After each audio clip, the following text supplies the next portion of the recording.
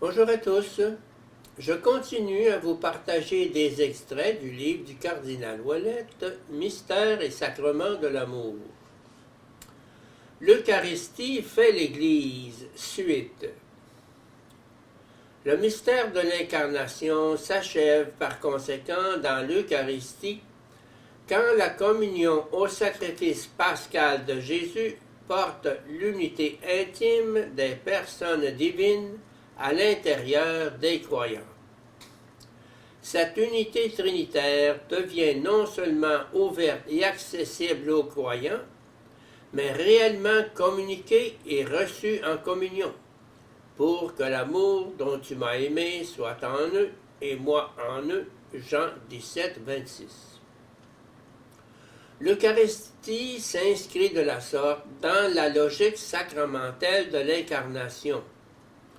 Elle est instituée non pas simplement en souvenir de celle-ci, faute de mieux, mais pour prolonger et accomplir l'incarnation par l'économie sacramentelle de l'Esprit Saint dans l'Église. De ce point de vue, le sacrement de l'Eucharistie est en quelque sorte la modalité pneumatologique et ecclésiale de l'incarnation. Il traduit de la façon la plus concrète et la plus universelle le mystère d'alliance entre la Trinité et l'humanité. Ainsi, l'Église universelle apparaît-elle dans l'optique écuménique du Concile Vatican II comme un mystère de communion, comme un peuple rassemblé dans l'unité du Père, du Fils et de l'Esprit Saint. Balthasar écrit: « C'est le Père qui donne au monde le corps de son Fils, ainsi préparé par l'amour divin, bien plus que la haine du monde, dans la médiation d'unité de l'Esprit. C'est donc le Père qui fait le plus gros sacrifice en livrant son Fils aux mains des pécheurs. Dieu a tant aimé le monde qu'il a donné son Fils unique. » Jean 3, 16. Il prend le pain du ciel, le bénit, le rompt et le distribue pour que les bourreaux de son Fils puissent avoir la vie en abondance. Les paroles de Jésus sont donc avant tout des paroles du Père qui se donne en livrant son propre Fils aux pécheurs. Ce qui apparaît comme sa colère n'est au fond qu'une modalité économique de son don absolu.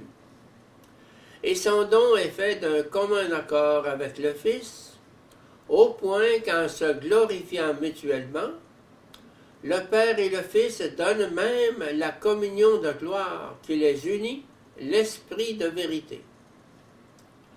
Dans tous les évangiles synoptiques, le véritable président du repas eucharistique est le Père du ciel, qui nous sert ce qu'il y a de meilleur, tandis que la saveur la plus précieuse du don, de même que dans tous les autres sacrements, est due à l'Esprit, l'Esprit du Père, qui donne, et du Fils qui se laisse offrir. L'Esprit qui nous habilite à adresser au Père toute action de grâce par lui et avec le Fils, voir la doxologie du canon eucharistique. L'Esprit fait savourer le don. Il le rend vraiment assimilable par la foi et donc salvifique pour nous, en le rendant présent sur l'autel et au cœur de l'assemblée liturgique. Son action propre est d'universaliser pour nous et d'incorporer en nous le don eucharistique du Père et du Fils. Ou plutôt de nous incorporer au Christ mort et ressuscité par la communion à son offrande agréée par le Père.